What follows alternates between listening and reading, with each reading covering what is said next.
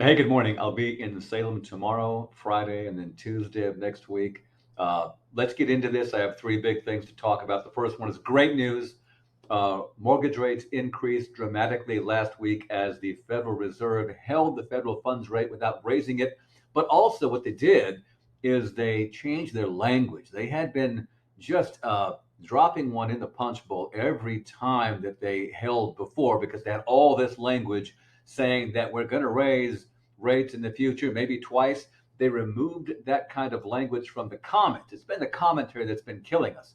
And they really calmed that down to make the market think that there might not be any more increases at all during this economic cycle, which is about 7 years as an economic cycle. But let's take a look at this here.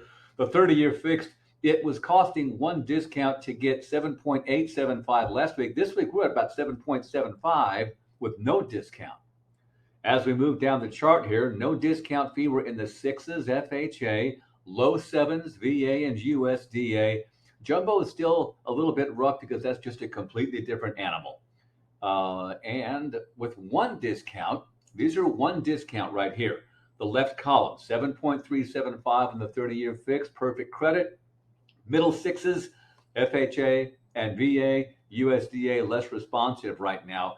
But it's nice to talk about low sevens with one discount right now. And if you want to get aggressive, we can talk about adding more discount fee for a long-term buy down or adding a 2-1 buy down on top of these right here to get people close to 5% as that first year rate on a 2-1 buy down. Now for the different news. I want to say bad, but it's different. There are changes to the way rental income can be used. This is conventional conforming loans, primarily focused on converting your primary home that you would sell, but you're going to keep it and turn it into a rental property. If you have no rental income on your tax returns, there are some new guidelines that are pretty restrictive, such as you might possibly be unable to use that rental income at all in instances where the house is free and clear, you have no history of being a landlord. If we can't do some things, you might forfeit the use of that rental income. 5 points down, possibly only able to cover the house payment on the new rental property. So you got your primary, you're going to move out, you want to rent it out. If you have no history as a landlord, that rental income can maybe only cover the house payment and it can't spill over to cover other parts to help qualify you for the loan. As you know, we could recently use 75% of the rental income on a house to be rented out. That could cover the house payment on the new rental and bleed over to cover other liabilities. That's kind of over with right now. There's a lot of fine print to these guidelines. Primarily, what they do is they kind of change what I've been saying about putting 5% down, buying a multi unit property as a first time rental property owner, and being able to use that income to help qualify. That might be going away.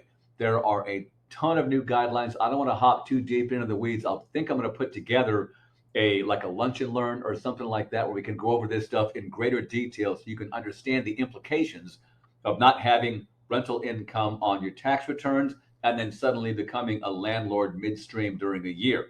Uh, the solution, as always, third from the bottom, is to get underwritten at pre-approval like we do, because there's so many guidelines. I want something on paper from an underwriter telling me what these numbers are. Uh, example: a deposit plus a rent check plus a full appraisal on the house you're moving out of can help, but it still is not going to necessarily help you use all of that rental income.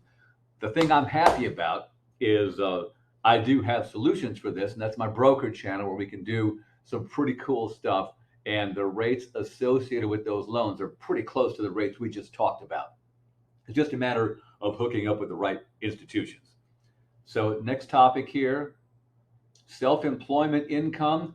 This is kind of strange too.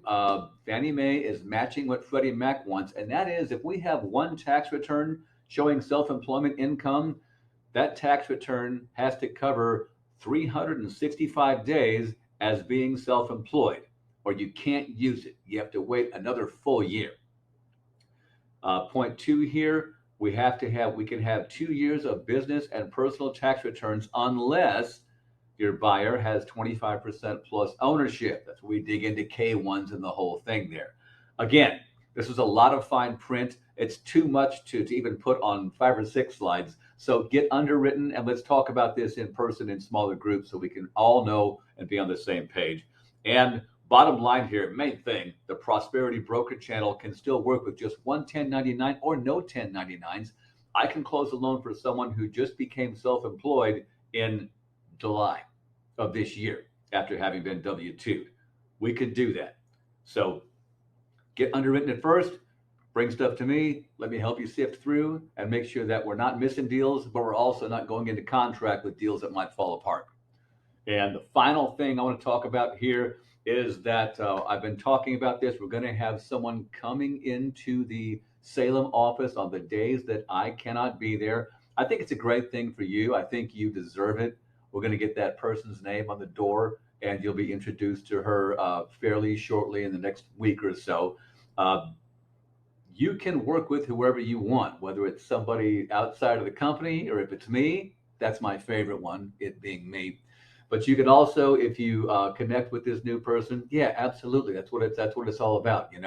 I have appreciated very much getting to know all of you, working with you, working for you. Everything I've closed has closed or been ready to close a week or two early. I'm going to continue that. I'm going to, double my efforts, just like you are out there. It's tough right now, and it frees me up to spend more time with Lake Oswego and you, because I'm also no longer working McMinnville and Newburgh. So a little less gas expense on the car, but I am still here. I'm here 24/7 for you, whatever you might need. Even right now, call, text, email. I am here for you, and I will see you tomorrow. Thank you.